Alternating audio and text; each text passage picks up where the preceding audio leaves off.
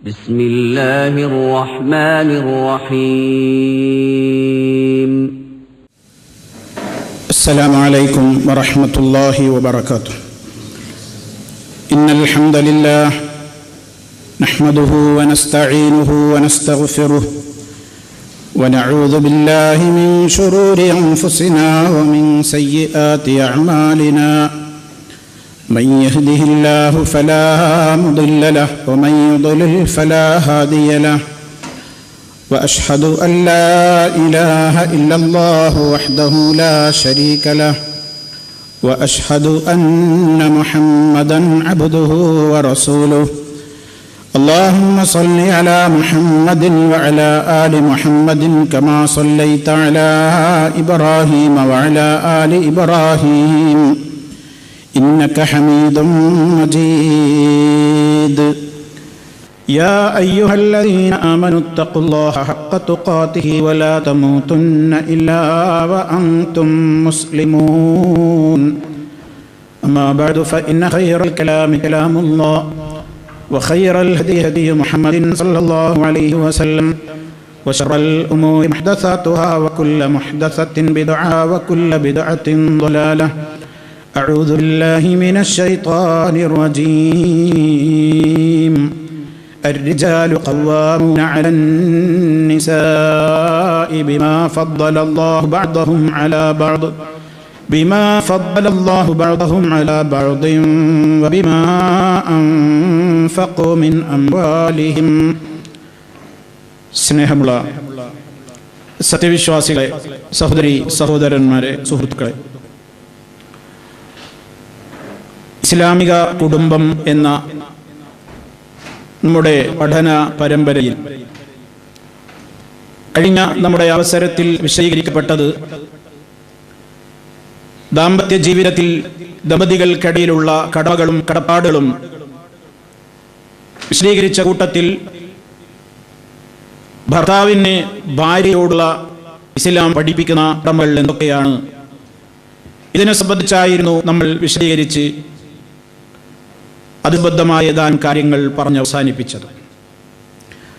ഇന്ന് ഇൻഷാ അല്ലാഹ് ഇതേപോലെ തന്നെ ഭർത്താവിനോട് ഭാര്യയ്ക്കുള്ള കടമകൾ, ഇതിനെ ഇസ്ലാം എങ്ങനെ വിശദീകരിച്ചു തരുന്നു, ഏതെല്ലാം മേഖലകളിൽ ശ്രദ്ധിക്കാൻ ആവശ്യപ്പെടുന്നു. കാരണം എല്ലാ വിഭാഗത്തിനും ഓരോരുത്തർക്കും കടമകൾ മാത്രമല്ല കടപ്പാടുകളും ഉണ്ട്. ഇന്ന് പലയിടത്തും കാണുന്ന ഒരു പ്രശ്നം, അത് ഏത് രംഗത്താണെങ്കിലും ഓരോരുത്തരും തങ്ങൾക്ക് കിട്ടേണ്ടുന്ന അവകാശങ്ങളെക്കുറിച്ച് മാത്രമാണ് സംസാരിക്കുന്നത്. താൻ മറ്റുള്ളവർക്ക് കൊടുത്തു തീർക്കേണ്ടുന്ന, ചെയ്തു കൊടുക്കേണ്ടുന്ന കടമകളെ സംബന്ധിച്ച് പലപ്പോഴും ശ്രദ്ധിക്കാതെ പോകുന്നു. അത് തൊഴിൽ രംഗത്തും എല്ലാ രംഗത്തും നമുക്ക് കാണാൻ സാധിക്കും. തങ്ങൾക്ക് കിട്ടിയില്ല എന്നതാണ് എല്ലാവരുടെയും പരാതി. വാസ്തവത്തിൽ ആ പരാതി ആവശ്യം തന്നെയാണ്. പക്ഷേ അത് മാത്രം പോരല്ലോ, താൻ മറ്റുള്ളവർക്ക് ചെയ്തു കൊടുക്കേണ്ടുന്ന കടമകൾ നിർവഹിച്ചോ എന്നതുകൂടി ശ്രദ്ധിക്കേണ്ടതാണ്.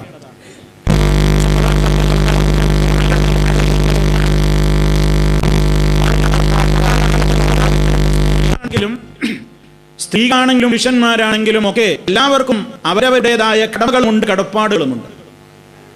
തനിക്ക് കിട്ടിയതിനെ കുറിച്ച് മാത്രം ആവലാതിപ്പെടുകയും താൻ ചെയ്തു കൊടുക്കേണ്ട കാര്യങ്ങളെക്കുറിച്ച് വിസ്മരിച്ചു കളയുകയും ചെയ്യുന്ന ഒരു ദുരന്തം എല്ലായിടങ്ങളിലും പ്രശ്നങ്ങൾ ഉണ്ടാക്കുന്നുണ്ട്. അതുകൊണ്ടാണ് ഗൗരവത്തോടുകൂടെ ഇസ്ലാം ഓരോ പാർട്ടിന്റെയും കടമകൾ വിശദീകരിക്കുമ്പോൾ അവർ കിട്ടേണ്ട അവകാശങ്ങൾ പറയുന്ന കൂട്ടത്തിൽ അവർ മറ്റുള്ളവർക്ക് ചെയ്തു കൊടുക്കേണ്ട കടമകളെ കുറിച്ചും വിശദീകരിക്കാറുണ്ട്. ഈ രംഗത്തും അത് തന്നെയാണ് ഇസ്ലാമിന്റെ പ്രമാണങ്ങളിൽ വ്യാപിച്ചു കിടക്കുന്നത്.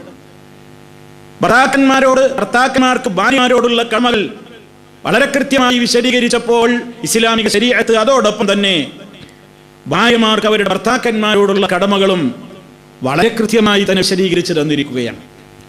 ഈ രണ്ടു വിഭാഗവും അവർക്ക് കിട്ടേണ്ടുന്ന കടമകളെ കുറിച്ച് ബോധവാന്മാരാകുന്നതോടൊപ്പം തങ്ങളുടെ പാർട്ട്ണർക്ക് തൻ്റെതായ പാതിക്ക് ചെയ്തു കൊടുക്കേണ്ടുന്ന അവകാശങ്ങൾ, കടമകളെ കുറിച്ച് കൂടി ബോധവാന്മാരായി കഴിഞ്ഞാൽ പ്രശ്നങ്ങൾ സങ്കീർണതകളിലേക്ക് എത്താതെ സമാധാനപൂർണമായ നിലക്ക് ജീവിതം മുന്നോട്ട് കൊണ്ടുപോകാൻ സാധിക്കും.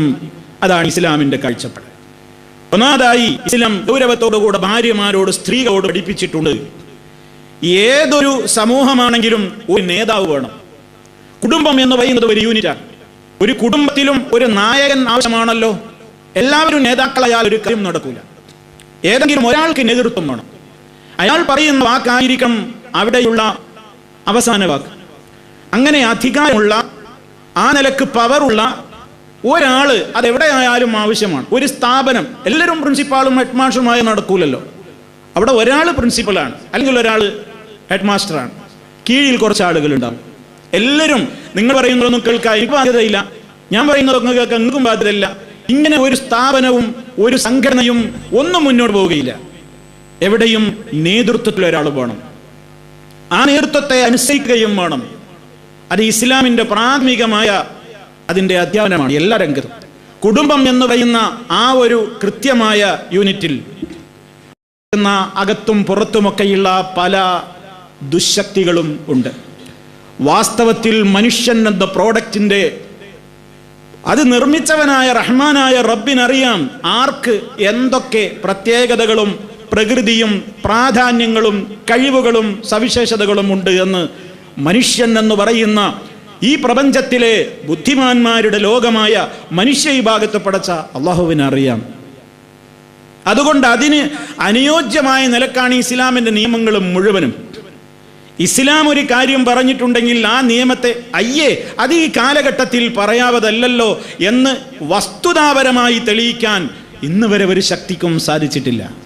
വിമർശകന്മാർക്ക് എന്തിനേയും വിമർശിക്കാമെന്നതല്ലാതെ തെറ്റിദ്ധരിപ്പിക്കുന്ന ആളുകൾക്ക് ആരെയും എന്തും പറഞ്ഞ് തെറ്റിദ്ധരിപ്പിക്കാനുള്ള വേലകൾ നടത്താമെന്നതല്ലാതെ ലോകത്തിന്റെ സൃഷ്ടാവ് ലോകത്തിലെ സൃഷ്ടികൾക്ക് വേണ്ടി അവതരിപ്പിച്ചിട്ടുള്ള ഇസ്ലാമിന്റെ ശരീഅത്താകുന്ന ആ നിയമ സംഹിതകളിൽ ഏതെങ്കിലും ഒരു കാലഘട്ടത്തിന് യോജിക്കാത്ത ഒരു നിയമങ്ങളും ഉണ്ട് എന്ന് വസ്തുതാപരമായി തെളിയിക്കാൻ ഇന്ന് വരെ ഒരു ശക്തിക്കും സാധ്യമല്ല.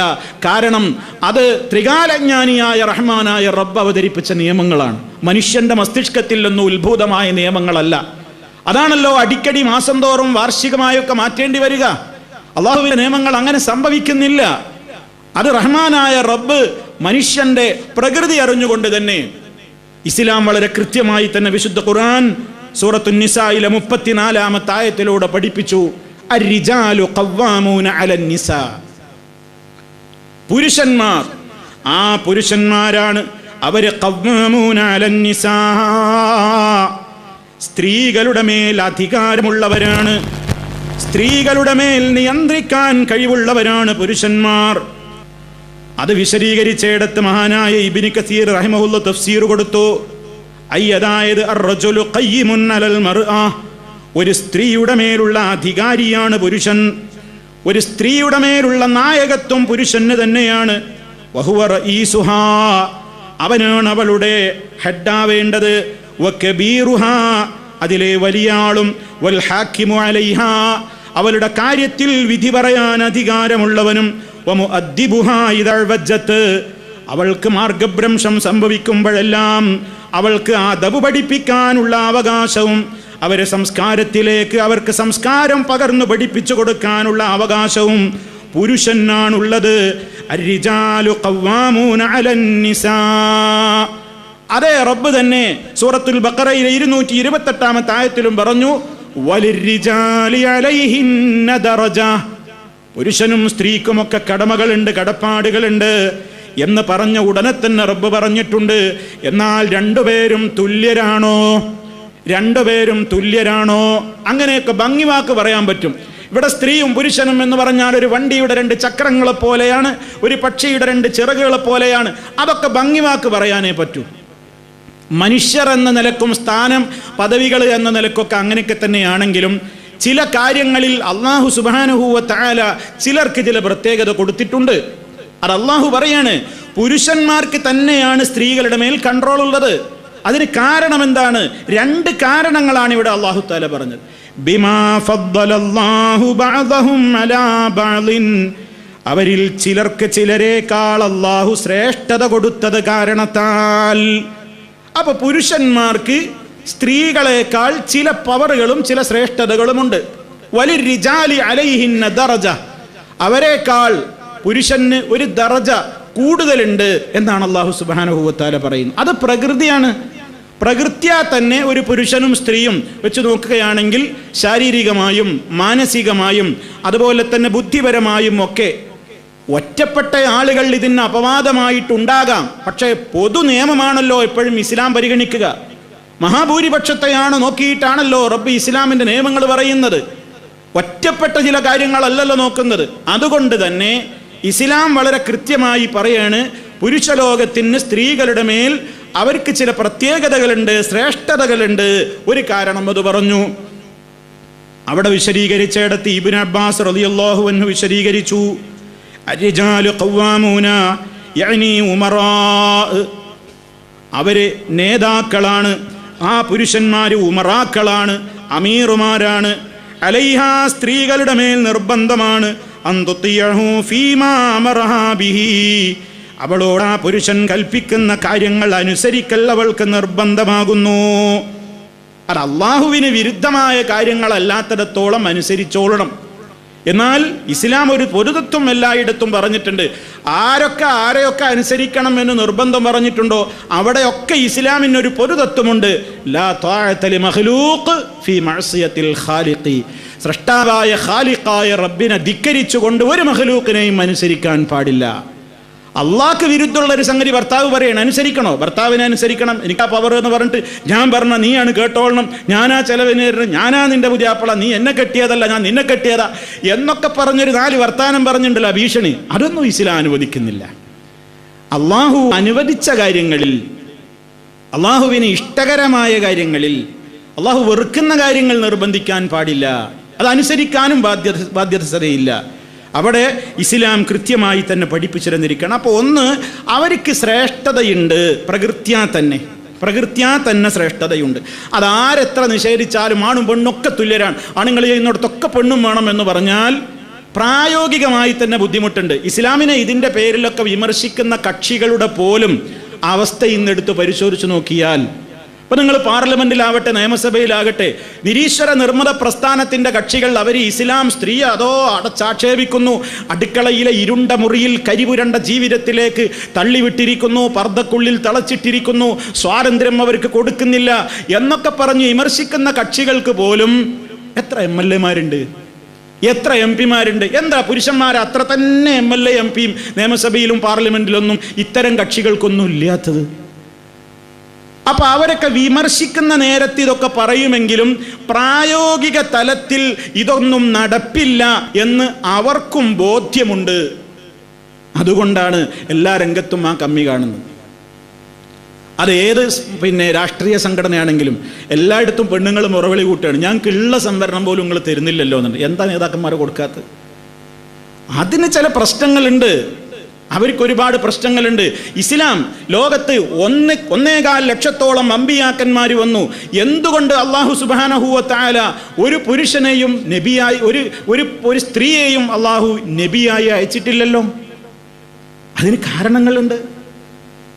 അപ്പൊ ഇസ്ലാമികമായി അള്ളാഹു ഒരു നിയമം, എവിടെ ഒരു നിയമം പറഞ്ഞോ അതിൻ്റെയൊക്കെ പിന്നിൽ നമുക്ക് മനസ്സിലാക്കാനാകാത്തത്ര അഗാധമായ യുക്തികൾ നിറഞ്ഞു കിടക്കുകയാണ്. സുബ്ഹാനല്ലാഹ്. കാരണം ഇത് റബ്ബിൻ്റെ നിയമമാണ്, ഇത് അള്ളാഹു അവതരിപ്പിച്ച നിയമമാണ്. അതുകൊണ്ട് തന്നെ ഇതിലെ നിയമങ്ങൾ കുറ്റമറ്റതാണ്, അത് അംഗീകരിച്ചേ പറ്റൂ. അത് പുരുഷാധിപത്യമല്ല, അത് സ്ത്രീയെ ചവിട്ടിത്തഴിക്കലല്ല, അള്ളാഹു കൊടുത്തിട്ടുള്ള പവറാണ്.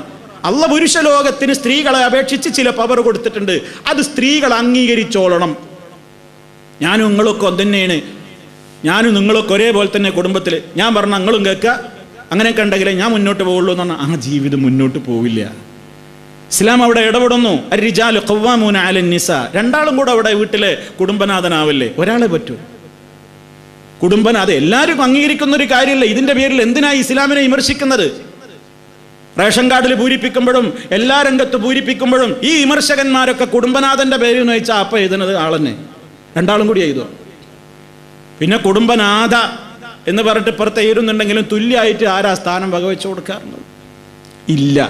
അത് മനുഷ്യപ്രകൃതം. ഇതെവിടെ അള്ളാഹു പറഞ്ഞിട്ടുള്ളൂ, ബിമാ ഫദ്ദലല്ലാഹു ബഅദഹും അലാ ബഅദ്.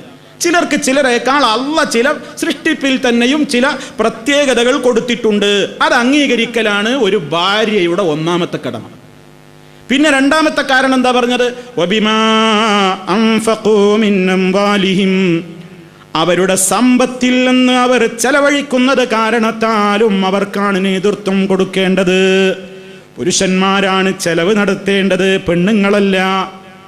അതുകൊണ്ട് തന്നെ ഇസ്ലാം വിവാഹിതയായ ഒരു പെണ്ണിനോടും ആ പെണ്ണിന്റെ മേൽ ഭർത്താവിനെ നോക്കൽ ഒരു ഡ്യൂട്ടിയായി ഏൽപ്പിച്ചിട്ടില്ല. അഥവാ ഭർത്താവിന്റെ വീട്ടിലേക്ക് ചെലവിന് പുറത്തുപോയി അധ്വാനിച്ച് കൊണ്ടുവരൽ പെണ്ണെ നിനക്കും നിർബന്ധമാണെന്ന് ഇസ്ലാം പറഞ്ഞിട്ടില്ല. അവൾക്ക് അങ്ങനെ വീട്ടിലെ ചെലവ് നടത്തേണ്ട ഒരു കാര്യമില്ല. കുട്ടികളെ ഫീസിന് അവൾ പുറത്തുപോയി അധ്വാനിക്കണോ? വേണ്ട. ചികിത്സാർത്ഥം പുറത്തുപോയി അധ്വാനിക്കണോ? വേണ്ട. എന്നാൽ ഒരു സ്ത്രീ അവൾക്ക് പുറത്തുപോയി ജോലി ചെയ്യാനുള്ള കഴിവുണ്ട്, തൻ്റെ ഇടമുണ്ട് എങ്കിൽ ഇസ്ലാം നിശ്ചയിക്കുന്ന നിയമങ്ങളും പരിധികളും പൂർണ്ണമായും പാലിച്ചുകൊണ്ട് അവൾക്ക് പുറത്തുപോയി ജോലി ചെയ്യാം. ആ കാശ് തൻ്റെ അത്ര തന്നെ വരുമാനമില്ലാത്തതാണ്, തൻ്റെ ഭർത്താവ് പാവപ്പെട്ടവനാണെങ്കിൽ നൽകാം, സക്കാത്ത് വരെ നൽകാം. ഭർത്താവ് ഫക്കീറാണെങ്കിൽ, ഭാര്യ ധനാഢ്യയുമാണെങ്കിൽ സക്കാത്ത് വരെ ഭർത്താവിന് നൽകാമെന്നതാണ് ഇസ്ലാമിൻ്റെ നിയമം. പക്ഷെ അവിടെയൊന്നും ഇസ്ലാം പെണ്ണിനോട് കുടുംബത്തിൻ്റെ ചെലവ് നടത്താൻ വേണ്ടി നിർബന്ധിച്ചിട്ടില്ല. അതാർക്കാണ് നിർബന്ധം? ആരോടെ അള്ളാഹു ചോദിക്കുക? പുരുഷനോടാണ് ചോദിക്കുക. അവനാണ് അതിൻ്റെ മസൂൽ, അവനാണ് അതിൻ്റെ ഉത്തരവാദി. അതുകൊണ്ട് തന്നെ ആ പവറും അവർക്കുള്ളത് കൊണ്ട് കുടുംബത്തിലെ നായകത്വം, കുടുംബ നായകൻ, നേതൃത്വം ഭർത്താവിന് തന്നെയാണ്. ഇത് തകിടം മറിയുന്ന കുടുംബങ്ങളിലൊക്കെ പ്രശ്നമാണ്. ഭർത്താവിൻ്റെ റോള് ഭാര്യ കൈകാര്യം ചെയ്താൽ പലയിടത്തും പറയും അവളെ അവൻ കെട്ടിയതല്ല, അവനെ അവൾ കെട്ടിയതാണ്.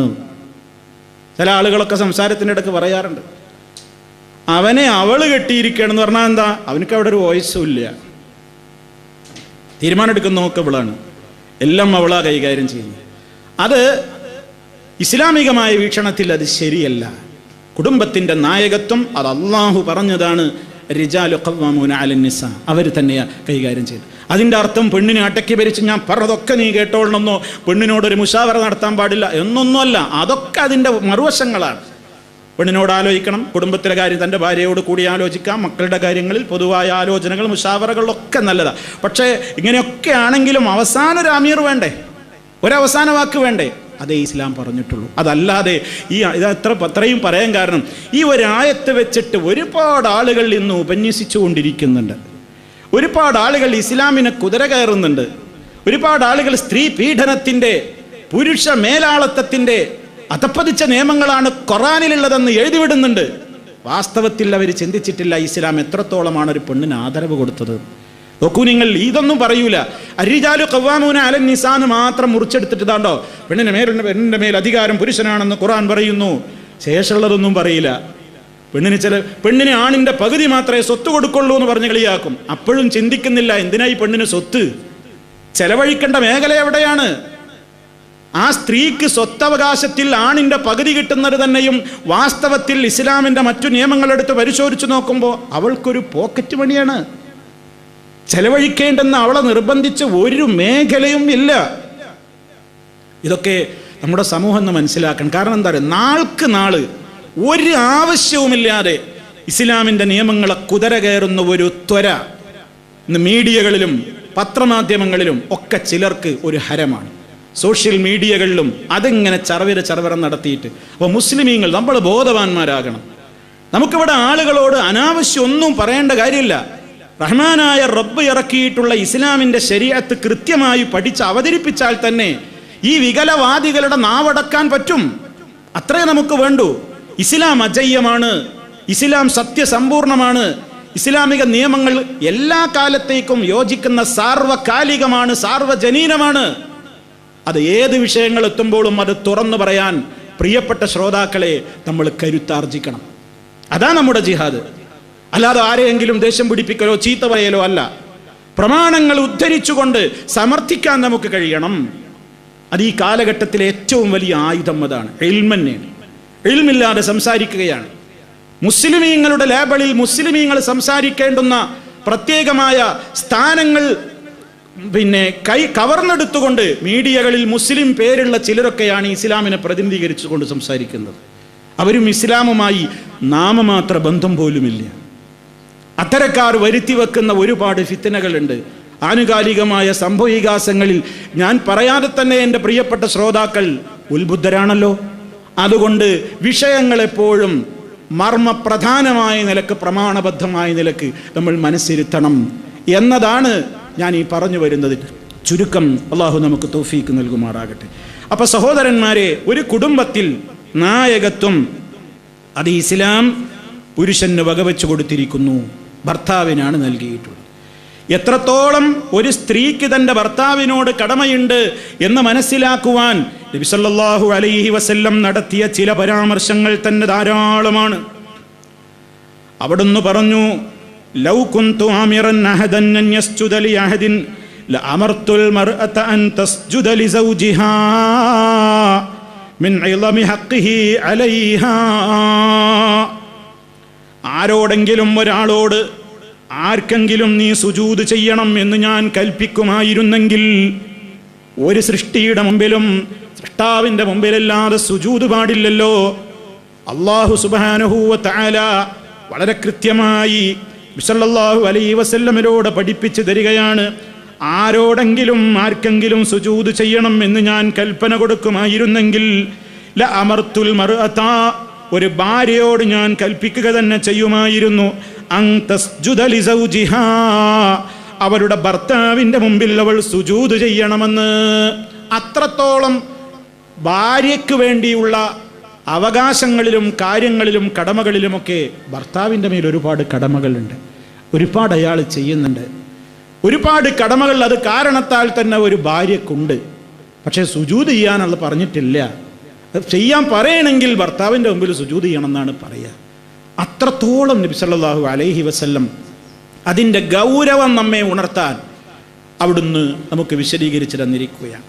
മാത്രമല്ല, സ്വർഗപ്രവേശനത്തിൻ്റെ മാനദണ്ഡമായി ഇബാദത്തുകളോട് ചേർത്തുകൊണ്ട് വരെ ഇക്കാര്യം പറയുകയാണ്. ഇദാ സല്ലത്തിൽ മർഅതു ഖംസഹാ വസാമത് ശഹ്റഹാ വഅതാഅത് സൗജഹാ വഹഫിളത് ഫർജഹാ ഖീല ലഹ ദുഖുലിൽ ജന്ന മിൻ അയ്യിൽ അബ്വാബി ശിഅതി. ഒരു പെണ്ണ് 5 നേരത്തെ നിസ്കാരം നിർവഹിക്കുകയാണെങ്കിൽ, 5 നേരത്തെ നിസ്കാരം, പരിശുദ്ധ റമദാനിലെ നോമ്പ്, അതുപോലെ തന്നെ ഭർത്താവിനെ അനുസരിക്കുകയും തൻ്റെതായ പരിശുദ്ധി കാത്തു സൂക്ഷിക്കുകയും ചെയ്തുകൊണ്ട് ജീവിച്ചാൽ ഖീല ലഹ, അവളോട് പറയപ്പെടും, ഉദ്ഖുലിൽ ജന്ന, നീ സ്വർഗത്തിൽ പ്രവേശിച്ചോളൂ, മിൻ അയ്യിൽ അബ്വാബി ശിഅതി, ഉദ്ദേശിക്കുന്ന ഏത് കവാടത്തിലൂടെയും പ്രവേശിച്ചോളൂ എന്ന് പറയപ്പെടും എന്ന് വളരെ പ്രധാനമായ കാര്യങ്ങളുടെ കൂട്ടത്തിലായിരുന്നു. അതുപോലെ തന്നെ ജിഹാദിന് ഞങ്ങൾക്ക് പുരുഷന്മാരെ പോലെ അങ്ങനെ രംഗത്തിറങ്ങി പടവെട്ടി പലപ്പോഴും അത്തരത്തിലുള്ള കാര്യങ്ങൾക്കൊന്നും പുറപ്പെട്ടു പോകാൻ പലപ്പോഴും ഞങ്ങൾക്കൊന്നും അവസരം കിട്ടുന്നില്ലല്ലോ എന്ന് സ്ത്രീ ലോകത്തിൻ്റെ പ്രതിനിധിയായിക്കൊണ്ട് ഒരു സഹാബ വനിത നബി സല്ലല്ലാഹു അലൈഹി വസല്ലമിനെ സമീപിച്ച ഒരു റിപ്പോർട്ട് ഇബ്നു അബി ദുന്യയിൽ നിന്ന് ജയ്യിദായ സനദോടുകൂടി റിപ്പോർട്ട് ചെയ്യപ്പെട്ടിട്ടുണ്ട്, നല്ല പരമ്പരയോടുകൂടി റിപ്പോർട്ട് ചെയ്യപ്പെട്ടിട്ടുണ്ട്. അതായത് അവർ വന്നിട്ട് പറയാണ്, അള്ളാന്റെ റസൂലേ, സ്ത്രീ സമൂഹത്തിൻ്റെ ഒരു പ്രതിനിധിയായിട്ടാണ് ഞാൻ അങ്ങയുടെ മുമ്പിൽ നിൽക്കുന്നത്. യാ റസൂലല്ലാഹ്, അള്ളാഹുവിൻ്റെ റസൂലേ, റബ്ബുർ റിജാലി വ റബ്ബുൻ നിസായി അല്ലാഹു അസ്സ വജൽ, പുരുഷന്മാരുടെ റബ്ബും സ്ത്രീകളുടെ റബ്ബൊക്കെ അല്ലാഹ് തന്നെയാണ്. എല്ലാവരുടെയും പിതാവും മാതാവും ഒക്കെ ആദമാണ്. ആദം അബുർ റിജാലി വ അബുൻ നിസ, പുരുഷന്മാരുടെ ഉപ്പാണ്, സ്ത്രീകളുടെ ഉപ്പയാണ്. വഹവ്വാ ഉമ്മുർ റിജാലി വ ഉമ്മുൻ നിസ, ഹവ്വാ ബീവി പുരുഷന്മാരുടെയും ഉമ്മയാണ്, സ്ത്രീകളുടെ ഉമ്മ. എല്ലാവരും ആദമിൻ്റെ അവിടെയും മക്കളാണ്. അള്ളാഹു താങ്കളെ പുരുഷന്മാരിലേക്കും സ്ത്രീകളിലേക്കും ഒക്കെ ഒന്നിച്ച് നബിയായിട്ടാണ് അയച്ചിട്ടുള്ളതും. എന്നാൽ ഫർരിജാലു ഇദാ ഖറജു ഫീ സബീലില്ലാഹ്, പുരുഷന്മാർ അള്ളാഹിൻ്റെ മാർഗത്തിൽ യുദ്ധത്തിനൊക്കെ പുറപ്പെട്ട് അവരതിൽ വധിക്കപ്പെടുമ്പോൾ അവരതാ അള്ളാഹുവിൻ്റെ അടുക്കൽ ഫഹും അഹ്യാഉൻ ഇൻദ റബ്ബിഹിം യുർസഖൂൻ, അവർ അള്ളാഹുവിൻ്റെ അടുക്കൽ ജീവിച്ചിരിക്കുകയാണ്, അവർക്ക് റിസ്ക്കും വലിയ സൗകര്യങ്ങളൊക്കെ സ്വർഗ്ഗലോകത്ത് അള്ളാഹുവിൻ്റെ അടുക്കൽ നൽകപ്പെടുകയാണ്, ബർസഖിൻ്റെ ലോകത്ത്. അതേപോലെ തന്നെ അവർ യുദ്ധത്തിന് പുറപ്പെട്ടാൽ തന്നെ നബിയെ താങ്കൾക്കറിയാവുന്നത് പോലെ അവർക്ക് വമ്പിച്ച പ്രതിഫലമുണ്ട്. ഞങ്ങളാവട്ടെ അവർക്ക് വേണ്ട സേവനങ്ങൾ ചെയ്യുകയും പലപ്പോഴും അവർ കാരണത്താൽ ഞങ്ങൾ അവരുടേതായ പ്രശ്നങ്ങൾ കാരണത്താൽ ഞങ്ങൾ പലപ്പോഴും ഞങ്ങളുടെ ശരീരങ്ങളെ ഇത്തരം രംഗങ്ങളിലേക്കൊന്നും ഇറങ്ങാതെ പിടിച്ചു നിർത്താറാണ് പതിവുള്ളത്. ഫമാദാ ലനാ മിനൽ അജ്രി, ഞങ്ങൾക്ക് എന്താ നബിയെ കൂലിയുള്ളത്? ഒക്കെ പുരുഷന്മാർ കൊണ്ടുപോവല്ലേ, ഞങ്ങൾക്ക് എന്താ പ്രതിഫലമുള്ളത് എന്ന് സ്ത്രീകളുടെ ഒരു പ്രതിനിധിയായിക്കൊണ്ടാണ് ഞാൻ അങ്ങയുടെ മുമ്പിൽ വന്ന് നിൽക്കുന്നത് എന്ന് പറഞ്ഞ് നബി തങ്ങളോട് പറയുമ്പോൾ ഫഖാല ലഹാ റസൂലുള്ളാഹി സ്വല്ലല്ലാഹു അലൈഹി വസല്ലം, റസൂൽ സല്ലല്ലാഹു അലൈഹി വസല്ലം ആ വനിതയോട് പറയാണ്, അഖ്രിഇൻ നിസാഅ മിന്നി അസ്സലാം, ആ സ്ത്രീകളോടൊക്കെ എൻ്റെ സലാം പറയൂ. ആ കുറച്ച് സ്ത്രീകളുടെ പ്രതിനിധിയായിട്ടാണ് ഞാൻ വരുന്നതെന്നല്ലേ പറഞ്ഞത്, അവരോട് എൻ്റെ സലാം പറയണം. വഖൂലീ ലഹുന്ന, എന്നിട്ട് അവരോട് പറഞ്ഞു കൊടുക്കണം, ഇന്ന ത്വാഅത സൗജി തഅദിലു മാ ഹുനാലിക, ഈ പറഞ്ഞ കാര്യങ്ങൾക്കൊക്കെ കിടപിടിക്കുന്നതാണ് ഭർത്താവിനെ അനുസരിച്ചുകൊണ്ട് ജീവിക്കൽ. ഒരു പെണ്ണ് തൻ്റെ ഭർത്താവിനെ അനുസരിച്ചുകൊണ്ട് നല്ല നിലക്ക് ജീവിക്കൽ പുരുഷലോകം ജിഹാദിനിറങ്ങുന്നതിനെ കിടപിടിക്കുമെന്നാണ് പറയുന്നത്. എന്നിട്ട് അവിടുന്ന് ഉണർത്തി, വഖലീലും മിൻകുന്ന മൻ തഫ്അലുഹു, ആ രംഗത്ത് കൃത്യമായി അതൊക്കെ നിർവഹിക്കുന്ന ആളുകൾ പക്ഷേ നിങ്ങളിൽ വളരെ കുറച്ചുപേരേയുള്ളൂ. കൂലിതിനുണ്ട്, പക്ഷെ അതൊക്കെ കൃത്യമായിട്ട് നിർവഹിക്കുന്നവർ നിങ്ങളിൽ കുറവാണ് എന്ന് നബി സല്ലല്ലാഹു അലൈഹി വസല്ലം പറയും. അപ്പോൾ സുഹൃത്തുക്കളെ, ഏതെല്ലാം കാര്യങ്ങളോട് തുല്യപ്പെടുത്തി പറഞ്ഞു. മഹദിയായ ഖദീജ റളിയല്ലാഹു തആല അൻഹയുടെ മാതൃക നോക്കൂ. എത്രത്തോളമായിരുന്നു ആ ദാമ്പത്യ ജീവിതത്തിൽ പ്രവാചകന്റെ ഓർമ്മകൾ.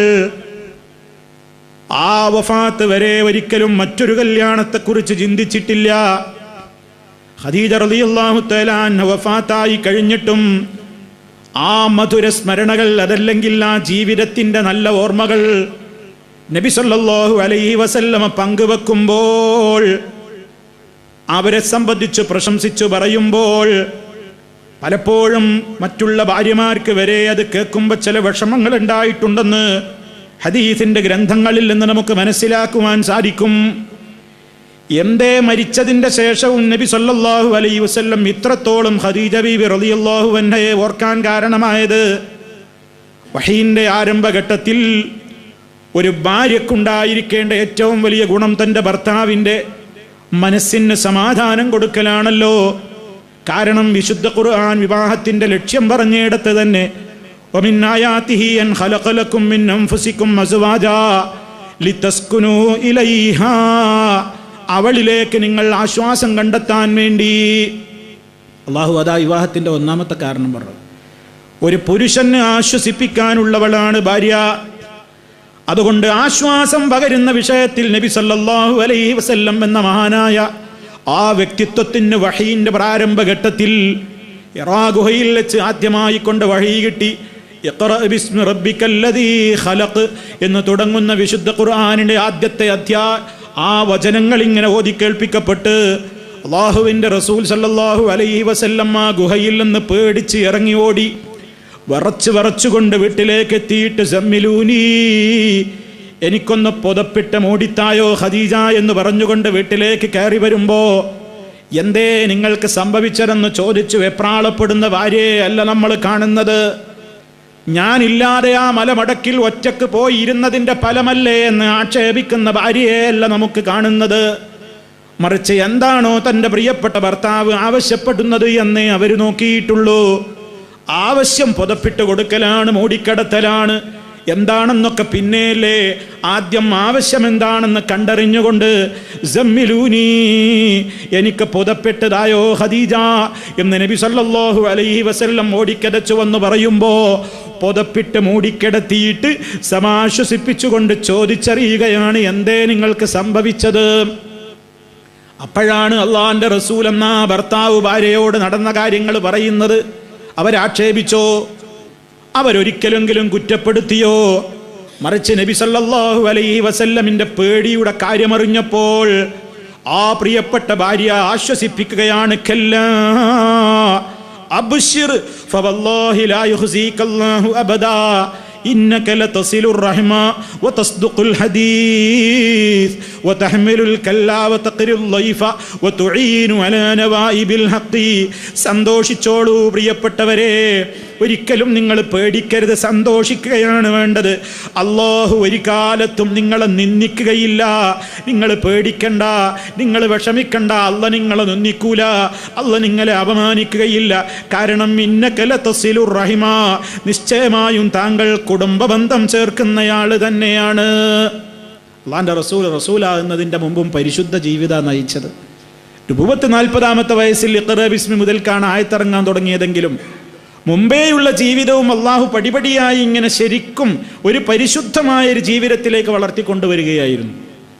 അതുകൊണ്ട് തന്നെ നുബുവത്തിൻ്റെ മുമ്പും അവിടുത്തെ ജീവിതം വളരെ പരിശുദ്ധമായിരുന്നു.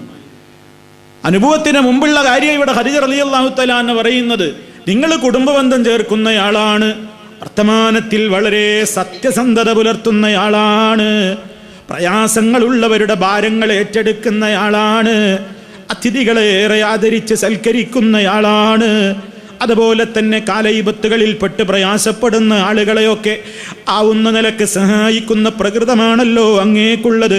അങ്ങനെയുള്ളവര് മനുഷ്യനായ അങ്ങേ ഒരിക്കലും റബ്ബ് കൈവടിയൂല.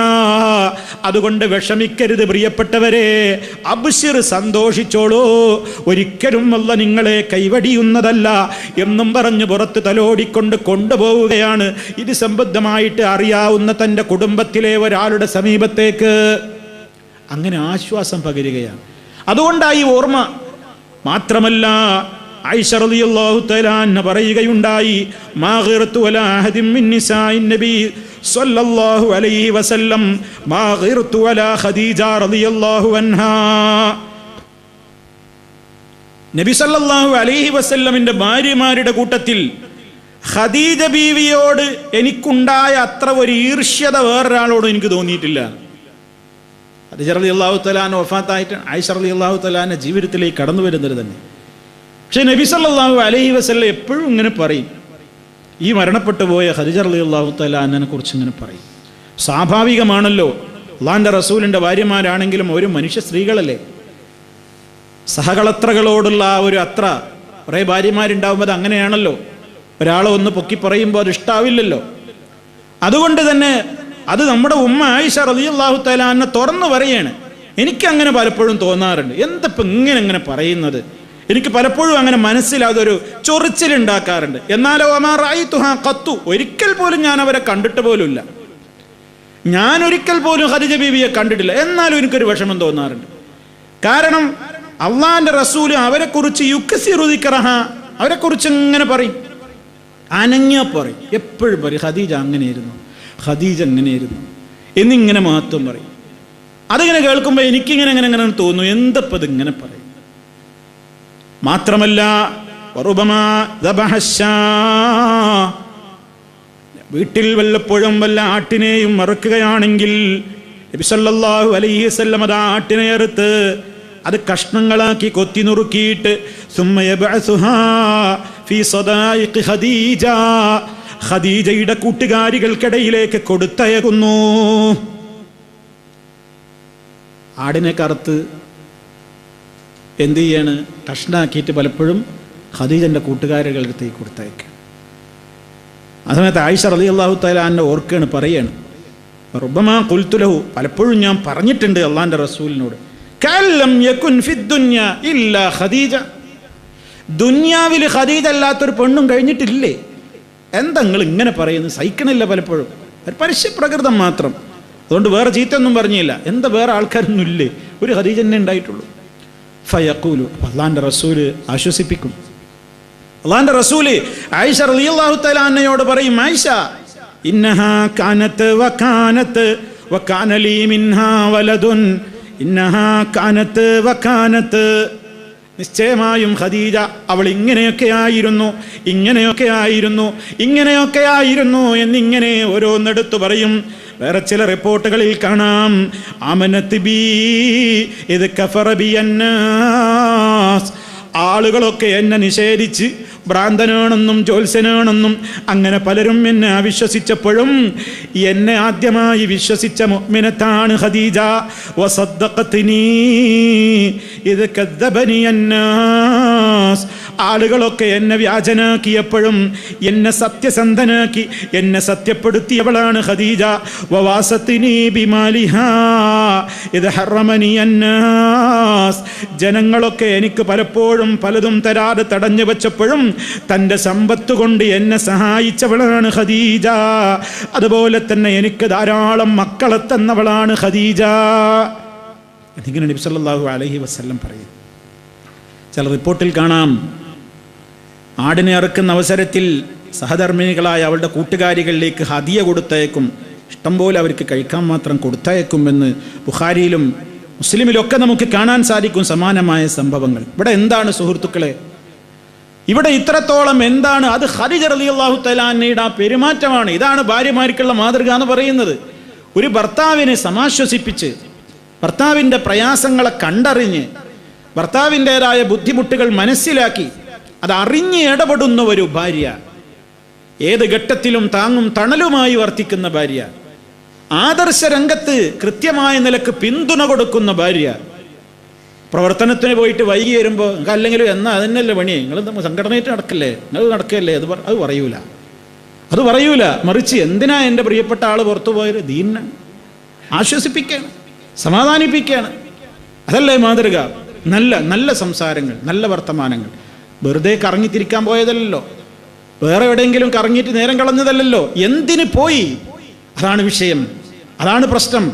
കണ്ടറിഞ്ഞ് അതിന് നല്ല നിലക്കുള്ള സ്വീകരണവും നല്ല നിലക്കുള്ള പെരുമാറ്റവും കാണിക്കുന്ന ഉത്തമരായ ഭാര്യമാർ, അത് നബി സല്ലല്ലാഹു അലൈഹി വസല്ലമിന് കിട്ടിയതാണ്. ആലോചിച്ച് നോക്കണേ. ഇവിടെ സാന്ദർഭികമായിട്ട് സുഹൃത്തുക്കളെ ഒരു കാര്യം കൂടെ ഞാൻ ഉണർത്തുകയാണ്. ഈ ഹദീസ് എന്ന് സോഷ്യൽ മീഡിയകളിലും പലപ്പോഴും പല ആളുകളൊക്കെ ഈ ഹദീസിൻ്റെ ഒരു കഷ്ണം മുറിച്ചിട്ട് വല്ലാതെ ദുർവ്യാഖ്യാനം ചെയ്യുന്നുണ്ട്. അതെന്താ? കേട്ടില്ലേ മൗലൈമാരെ, മരിച്ചുപോയ ഖദീജ റളിയല്ലാഹു തആല അൻഹയുടെ ആണ്ട് കഴിച്ചില്ലേ അള്ളാന്റെ റസൂല്? ആണ്ട് കഴിച്ചു എന്ന് മാത്രമല്ല, മൗലൂദോദിയില്ലേ? മൗലൂദോദി എന്ന് മാത്രമല്ല, ആടിനെ വരെ അവരുടെ പേരിൽ അറുത്തില്ലേ? എന്നിട്ട് ധർമ്മം ചെയ്തില്ലേ? അപ്പൊ ബാപ്പ മരിച്ചാൽ ആണ്ട് കഴിക്കാൻ, ഭാര്യ മരിച്ചാൽ ആണ്ട് കഴിക്കാൻ, ഭർത്താവ് മരിച്ചാൽ ആണ്ട് കഴിക്കാൻ, അങ്ങനെ കൊല്ലത്തിൽ ആണ്ട് കഴിക്കാനും ആണ്ടാണെന്ന് പറഞ്ഞിട്ട് അന്ന് പ്രത്യേകം മൗലൂദ് ഓതാനും, എന്നിട്ട് അതിന് വേണ്ടി ആടിനെയോ പോത്തിനെയോ കുട്ടനെയോ ഒക്കെ അറുക്കാനും. അതാ ബുഖാരിയിൽ ഞങ്ങൾക്ക് തെളിവുണ്ട്. നിങ്ങൾ ഈ പറയുന്നതൊന്നുമല്ല, ഞങ്ങൾ തെളിവിൻ്റെ അടിസ്ഥാനത്തിലാണ് സംസാരിക്കുന്നത്. ഇത് പലരും പറയാറുണ്ട്. എൻ്റെ പ്രിയപ്പെട്ട ശ്രോതാക്കൾ, സാന്ദർഭികമായിട്ട് ഞാൻ അതൊന്ന് പറയട്ടെ. എന്താ ഇതിൻ്റെ വസ്തുത? എന്താണ് ഇതിൻ്റെ വസ്തുത? ഇവിടെ നമ്മൾ മനസ്സിലാക്കേണ്ടതുണ്ട്. ഇവിടെ നബി സല്ലല്ലാഹു അലൈഹി വസല്ലമ ഖദീജ റളിയല്ലാഹു തആല അൻഹയുടെ ആണ്ട് കഴിച്ചതാണോ? ഒരിക്കലുമല്ല. ആണ്ടെന്ന് പറയുന്നത് നമ്മുടെ നാട്ടിലെ ആണ്ടെന്താണ്? മരിച്ച ദിവസം, ഒരാൾ മരിച്ച ദിവസം കൊല്ലം തികയുന്ന ഡേറ്റ് നോക്കിയിട്ടാണ് ആണ്ട് പ്രഖ്യാപിക്കൽ. അപ്പൊ ബാപ്പ മരിച്ച ആണ്ട് എന്ന് പറയുന്നത് കൊല്ലം തികയുന്ന അന്നാണ്. അങ്ങനെ ഒരു ആണ്ട് ഇവിടെ ഖദീജ റളിയല്ലാഹു തആല അൻഹ മരിച്ച ദിവസം നോക്കിയിട്ട് അള്ളാഹുവിൻ്റെ റസൂല് അന്ന് പ്രത്യേകം മദ്ഹ് പറയുകയോ അന്ന് പ്രത്യേകം ആട്ടിനെ അറുത്തു എന്നോ ഹദീസിലില്ല. ഇനി രണ്ടാമത് പറയുന്ന ദുർവ്യാഖ്യാനം എന്താണ്? മൗലൂദോദിയില്ലേ? എന്താണ് ഇവിടെ മൗലൂദ് എന്ന് പറയുന്നത്? എന്നിട്ട് അവർ മൗലൂദിന്റെ നിർവചനം പറയും. മഹാന്മാരുടെ മദ്ഹ് പറയലാണ് മൗലിദ്. ഇവിടെ ഖദീജ റളിയല്ലാഹു തആല അൻഹയുടെ പ്രശംസ ഇങ്ങനെ പറഞ്ഞില്ലേ? അത് തന്നെയാണ് ഖദീജ മൗലിദോദി. അപ്പൊ ഖദീജ മൗലിദ്, നമ്മുടെ നാട്ടിലെ മൗലിദ് അങ്ങനെയാണ്. നമ്മളെ നാട്ടിലെ മൗലിദ് എന്ന് പറഞ്ഞാൽ ഒരാളുടെ പേരിൽ, ഒരു വലിയൻ്റെ പേരിൽ, ഒരു വലിയത്തെന്ന് പറയപ്പെടുന്നയാളുടെ പേരിൽ കുറേ വേണ്ടതും വേണ്ടാത്തതും ഉള്ളതും ഇല്ലാത്തതും ഒക്കെ എഴുതി കൂട്ടിയിട്ട് ഗദ്യങ്ങളും പദ്യങ്ങളും കോർത്തിണക്കിക്കൊണ്ട് ഒരു പ്രത്യേകമായ കിതാബ് അതിങ്ങനെ തലയണമേൽ മുണ്ടവിരിച്ച് അവരെ ചന്ദനത്തിരി പുകച്ച് ഭക്തിയാദരവോടുകൂടെ അതിന്മേൽ വെച്ചിട്ടിങ്ങനെ അതൊരു പ്രത്യേകമായ ഈണത്തിലും ഫാത്തിഹയും അതുപോലെ തന്നെ പലതും ചൊല്ലി തുടങ്ങിയിട്ട് കുറേ പാട്ടുപാടുകയും കുറേ ഗദ്യം വായിക്കുകയും കേൾക്കുന്നവർ കുറേ ഏറ്റുകൊണ്ട് ജവാബ് എന്ന രൂപത്തിൽ മറുപടി പറയുകയും അത് കഴിഞ്ഞിട്ട് പിന്നെ ഈ വ്യക്തിയോടുള്ള വിളിച്ചു തേട്ടങ്ങളുമൊക്കെ അടങ്ങുന്നതാണ് മൗലിദ്. അത് മദ്ഹ് എന്ന് വെറുതെ പറയുകയാണ്. നബി സല്ലല്ലാഹു അലൈഹി വസല്ലമിന്റെ മദ്ഹ് എന്ന് പറഞ്ഞിട്ട് ചൊല്ലുന്ന മൗലിദിൽ എന്തൊക്കെയാ ഉള്ളത്? മുഹീദ്ദീൻ ശൈഖിന്റെ മദ്ഹ് എന്ന് പറഞ്ഞിട്ടുണ്ടാക്കിയ കൃതികളിൽ എന്തൊക്കെയാ ഉള്ളത്? അള്ളാഹുവിന്റെ റസൂലിനോട് വരെ തേടുന്ന തേട്ടങ്ങളാണ്. ارتكبت على الخطا غير حصر وعدد لك أشكو فيه يا سيدي خير النبي. പാപങ്ങൾ ഒരുപാട് ഞാൻ ചെയ്തു പോയിട്ടുണ്ട് നബിയേ, അങ്ങയോട് ഞാൻ ആവലാതി പറയുകയാണ് ഈ പാപങ്ങളെക്കുറിച്ച്, അത് പുറത്തു തരണം എന്ന അർത്ഥത്തിൽ.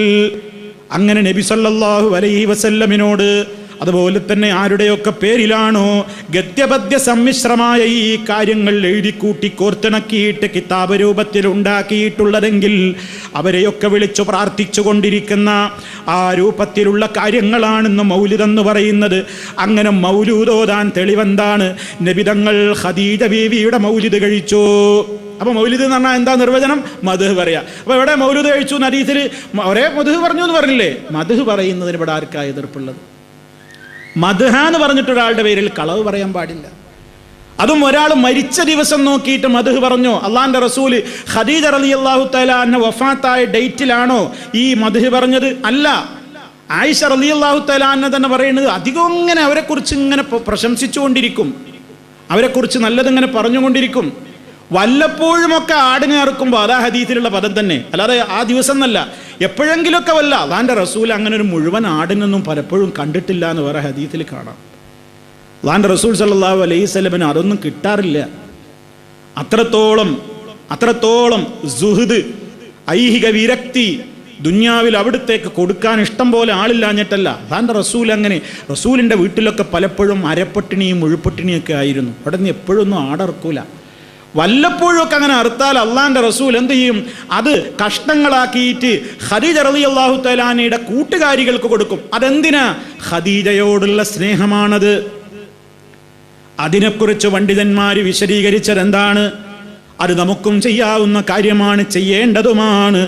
അഥവാ നമ്മുടെ ബാപ്പ മരിച്ചു, അത് ആ മരിച്ച ബാപ്പായുടെ കൂട്ടുകാരായ ആളുകളെ കാണുമ്പോൾ നമ്മൾ അവരോടൊന്ന് ഇക്റാമാക്കുകയാണ്, അവരെ ബഹുമാനിക്കുകയാണ്, അവരെ സഹായിക്കുകയാണ്. കാരണം എന്താണ്? ഇതെൻ്റെ ബാപ്പ ജീവിച്ചിരിക്കുന്ന കാലത്ത് ബാപ്പയുടെ കൂട്ടുകാരായിരുന്നു. ബാപ്പയുടെ കൂട്ടുകാരെ ഇക്റാമാക്കുന്നത് തൻ്റെ ബാപ്പയോട് ഞാൻ ചെയ്യുന്ന പുണ്യകർമ്മമാണ്. ഇസ്ലാം പഠിപ്പിച്ചതാണ്. ഇത് ബാപ്പാക്ക് മാത്രമല്ല, ഭാര്യയാണോ, ഭാര്യയുടെ കൂട്ടുകാരികളെ അവരെ ആദരിച്ച് അവർക്ക് സഹായങ്ങളൊക്കെ ചെയ്തു കൊടുക്കുക, അത് തൻ്റെ ഭാര്യയോടുള്ള മരണശേഷവുമുള്ള മഹബത്തിൻ്റെ പ്രകടനമാണ്. അതൊരിക്കലും ഒരു വ്യക്തി മരിച്ചിട്ട് അയാളുടെ ആണ്ടിന് ആടറക്കുന്നതിൻ്റെ തെളിവല്ല. ഇത് എല്ലാവർക്കും ചെയ്യാം. മരണപ്പെട്ട ഒരാളുടെ, അയാളുടെ ബന്ധപ്പെട്ട ഒരാളെ നമ്മൾ ബഹുമാനിക്കുന്നു, ആദരിക്കുന്നു. എന്തിന്? അത് അയാളോടുള്ള സ്നേഹം പ്രകടിപ്പിക്കുന്നു എന്നത് ആ മരിച്ചുപോയ വ്യക്തിയോടുള്ള നമ്മുടെ ആദരവിൻ്റെ പ്രകടനമാണ്. അഥവാ മരിച്ചുപോയ നമ്മുടെ മാതാപിതാക്കളോട് മരണശേഷവും നിലനിർത്താവുന്ന ബന്ധങ്ങൾ ഏതൊക്കെ എന്ന് നബി സല്ലല്ലാഹു അലൈഹി വസല്ലമ വിശദീകരിച്ച കൂട്ടത്തിൽ അവരുടെ ചങ്ങാതിമാരെ ബഹുമാനിക്കൽ പോലും, അവരുടെ ചങ്ങാതിമാരെ ആദരിക്കൽ പോലും അവരോടുള്ള പുണ്യമാണ്, അവരോടുള്ള നമ്മുടെ കടമയാണ്. ആ കടമ നിർവഹിക്കലാണെന്ന് പഠിപ്പിച്ച നബി സല്ലല്ലാഹു അലൈഹി വസല്ലം അതേ ഇവിടെയും സംഭവിച്ചിട്ടുള്ളൂ. അതല്ലാതെ ഒരു വ്യക്തി മരിച്ചിട്ട് ആ വ്യക്തിയുടെ വഫാത്തിൻ്റെ ദിനം തിരഞ്ഞെടുത്തിട്ട് അന്ന് ആണ്ടാണെന്ന് തീരുമാനിച്ച് അന്നൊരാട്ടിനെ അറുത്ത് അവരുടെ മേൽ അത് കൊടുത്ത് ധർമ്മം ചെയ്യുന്ന ഒരു സമ്പ്രദായമല്ല. അതല്ല ഇവിടെ ഉള്ളത്. ഇവിടെ നമ്മൾ മനസ്സിലാക്കിയിരിക്കണം, അത് സാന്ദർഭികമായി ഓർമ്മപ്പെടുത്തി എന്ന് മാത്രം. മഹാന്മാരായ ആളുകളുടെ പേരിൽ അർക്കാനപ്പതൊക്കെ തെളിവ് പറയലുള്ളത്. ബദരീങ്ങളുടെ പേരിൽ ഒരു പോത്ത്, പിന്നെ ഉള്ളാളത്തെ സയ്യിദ് മദനിയുടെ പേരിൽ 10 ആട്, ഇതൊക്കെ അറക്കാനുള്ള തെളിവെന്താ? അള്ളാന്റെ റസൂൽ ഖദീജ ബീവിക്ക് വേണ്ടി ആടർത്തു ഇങ്ങനെ പറയുള്ളൂ. നബി സല്ലല്ലാഹു അലൈഹി വസല്ലം ഖദീജ ബീവിയുടെ പേരിൽ ആണ്ടിന് ആടർത്തു എന്നേ പറയാറുള്ളൂ. എന്താ തെളിവ്? അതാണ് തെളിവ്. എന്തിന്? ഉള്ളാളത്തെ ആടർക്കാൻ, ദർഗയിൽ ആടർക്കാൻ. ഓരോ സ്ഥലങ്ങളിലും ഇങ്ങനെ ഒരാളുടെ പേരിൽ ഇങ്ങനെ കോഴിനെയും ആട്ടിനെയൊക്കെ നേർച്ചയാക്കിയിട്ട് അറവ് നടത്താൻ. സഹോദരങ്ങളെ, അത് തെളിവല്ല. അത് ഈ പറഞ്ഞതും അതുമായിട്ട് ബന്ധമില്ല. വസ്തുത ഇതിൽ ഇങ്ങനെയാണ് എന്ന് സാന്ദർഭികമായി ഞാൻ എൻ്റെ സഹോദരങ്ങളെ ഓർമ്മപ്പെടുത്തുകയാണ്. അപ്പോൾ സഹോദരങ്ങളെ, ഇവിടെ വിഷയമെന്താണ്? മഹദിയായ ഖദീജ റളിയല്ലാഹു തആല അൻഹയെ അല്ലാഹുവിൻ്റെ റസൂൽ സല്ലല്ലാഹു അലൈഹി വസല്ലം ഇങ്ങനെ മരണശേഷവും ഓർക്കാൻ അവരുടെ ഏറ്റവും ഉദാത്തമായ ദാമ്പത്യ ജീവിതത്തിൻ്റെ മഹിതമായ മാതൃകകൾ തന്നെയായിരുന്നു കാരണം. അതായിരുന്നു എന്നാണ്. അത് ഉത്തമരായ ദമ്പതികൾ ഭാര്യമാർക്ക് ഏറ്റവും വലിയ ഒരു നിർദ്ദേശം തന്നെയാണ്, അഥവാ ഏറ്റവും വലിയൊരു മാതൃക തന്നെയാണ്. ഇനി സഹോദരന്മാരെ, ഉത്തമയായ ഭാര്യയുടെ ലക്ഷണങ്ങൾ കുറേ വിശദീകരിക്കപ്പെട്ടിട്ടുണ്ട് പ്രമാണങ്ങളിൽ. അതിൽ നബി സല്ലല്ലാഹു അലൈഹി വസല്ലമിനോട് ചോദിക്കപ്പെട്ടു, അയ്യുന്നിസായി ഖൈർ, അല്ലാഹുവിന്റെ റസൂലേ, സ്ത്രീകളിൽ ഏറ്റവും ഉത്തമകളായ പെണ്ണിന്റെ ലക്ഷണങ്ങൾ ഏതാണ്? ഏതാണ് നല്ല ഉത്തമകളായ പെണ്ണുങ്ങൾ? സല്ലല്ലാഹു അലൈഹി വസല്ലം പറഞ്ഞു, അല്ലതീ തസുറുഹു ഇദാ നളറ, നീ അവളെ നോക്കിയാൽ അവൾ നിന്നെ സന്തോഷിപ്പിക്കുകയാണ്. പുരുഷനെ കണ്ണിന് ആനന്ദം പകരുന്ന പെണ്ണ്. ഇദാ നളർത ഇലൈഹാ, നീ അവളിലേക്ക് നോക്കുമ്പോൾ സർറത്തുക, അവൾ നിന്നെ സന്തോഷിപ്പിക്കുന്നു. ഇദാ അമർതഹാ ത്വഅതുക, നീ അവളോട് കൽപ്പിച്ചാൽ അവൾ നിന്നെ അനുസരിക്കുന്നു. പല കാര്യങ്ങൾ പറഞ്ഞ കൂട്ടത്തിൽ നബി സല്ലല്ലാഹു അലൈഹി വസല്ലം ആദ്യം എടുത്തു പറഞ്ഞത് അതാണ് അനുസരണത്തിന്റെ കാര്യം. നേരത്തെ പറഞ്ഞു, അള്ളാഹുവിന് എതിരാവാത്ത വിഷയങ്ങളിൽ മുഴുവനും അനുസരിച്ചോളണം. അള്ളാഹ്ക്കെതിരുള്ള കാര്യത്തിൽ ഭർത്താവ് പറഞ്ഞാലും കേൾക്കരുത്. എൻ്റെ ഭർത്താവിന് അതാണ് ഇഷ്ടം എന്ന് വിചാരിച്ച് അള്ളാഹു വെറുത്തൊരു കാര്യം ഒരു ഭർത്താവ് നിർബന്ധിച്ചാലോ അനുസരിക്കാൻ പാടില്ല, അനുസരിക്കാൻ പാടില്ല. അത് വെച്ച് ഭാര്യമാരോട് ഭർത്താക്കന്മാർക്ക് പറയാനും പാടില്ല. ഇസ്ലാമികമായ വേഷം ധരിച്ചുകൊണ്ട് വേണം ഒരു പെണ്ണ് പുറത്തിറങ്ങാൻ. ഞാൻ ഉദാഹരണം പറയാം. അതേ അവസരത്തിൽ പുരുഷൻ പറയാണ്, എൻ്റെ കൂടെ പുറത്തിറങ്ങണമെങ്കിൽ നിന്റെ ഈ വേഷം പറ്റില്ല, ഞാൻ പറയുന്നത് പോലെ ഡ്രസ് ധരിച്ചാലേ എൻ്റെ കൂടെ ഇറങ്ങാൻ പറ്റൂ. അതനുസരിക്കാൻ ഒരു പെണ്ണിന് ഹറാമാണ്, അതനുസരിക്കാൻ പാടില്ല. ഭർത്താവിൻ്റെ കൽപ്പനകൾ അനുസരിക്കൽ വാജിബായി പഠിപ്പിച്ച ഇസ്ലാം റഹ്മാനായ ഖാലിഖായ റബ്ബിന്റെ നിയമങ്ങളെ ധിക്കരിച്ചുകൊണ്ട് ഒരു മഖ്ലൂഖ് പറഞ്ഞാലും അതാ ഭർത്താവ് പറഞ്ഞാൽ ആ അനുസരണം ഹറാമാണ്, പാടില്ല, പാടില്ലാത്തതാണ്. ഇസ്ലാം നിഷിദ്ധമാക്കിയ ഒരു ലൈംഗിക വൈകൃതത്തിന് നിർബന്ധിക്കുകയാണ്. അംഗീകരിച്ചു കൊടുക്കാൻ പാടില്ല, ഒരിക്കലും അംഗീകരിക്കാൻ പാടില്ല. അങ്ങനെ ഏതൊക്കെ നിയമങ്ങളുണ്ടോ ഇസ്ലാം വിഭാവനം ചെയ്തിട്ടുള്ള നിയമങ്ങൾക്ക് വിരുദ്ധമായി ഒന്നും ഭർത്താവിന് പറയാനും അധികാരമില്ല. ഇനി ഏതെങ്കിലും ഒരു ഭർത്താവ് തന്റെ അവിവേകം കൊണ്ടോ ഇവരക്കേട് കൊണ്ടോ പറഞ്ഞാലോ നിർബന്ധിച്ചാലോ അത് അംഗീകരിക്കേണ്ട ബാധ്യതയും ഒരു സ്ത്രീക്കുമില്ല. അതേ അവസരത്തിൽ ഒരു സ്ത്രീ പുരുഷ ബന്ധത്തിൽ ഏറ്റവും കൂടുതൽ ഒരു വിവാഹ ബന്ധത്തിൽ ഇസ്ലാം ശ്രദ്ധിക്കാൻ പറഞ്ഞു. ഒരു പുരുഷനെ സംബന്ധിച്ചിടത്തോളം ആ പുരുഷന്റെ എല്ലാ അർത്ഥത്തിലുമുള്ള അവന്റെ ആഗ്രഹങ്ങളുടെ ശമന കേന്ദ്രം തന്നെയാണ് അവന്റെ ഭാര്യ.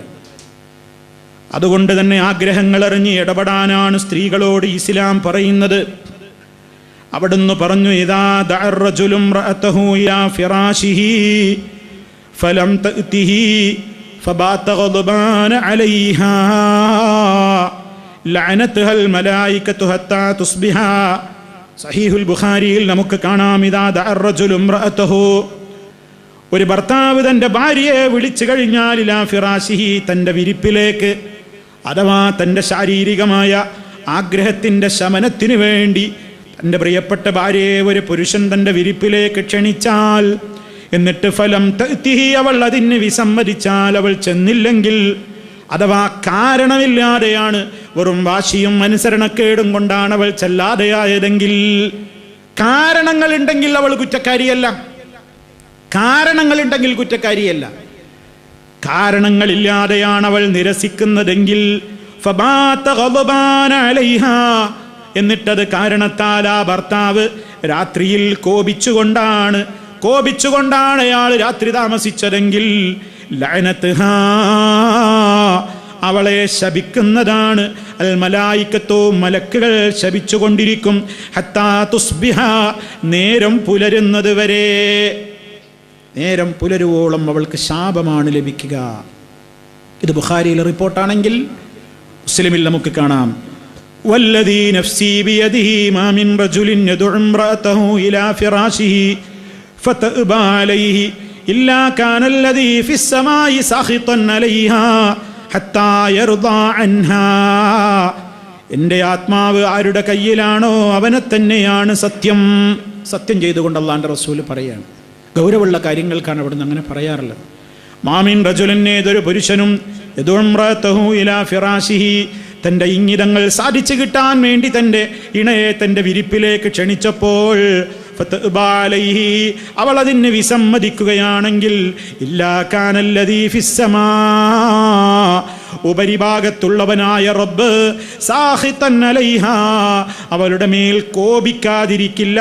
ഹത്താ യർദാ അൻഹാ ഈ ഭർത്താവ് ഇവളെക്കുറിച്ച് എപ്പോൾ തൃപ്തിപ്പെടുന്നുവോ ആ സമയം വരെ റബ്ബ് കോപിച്ചുകൊണ്ടിരിക്കും.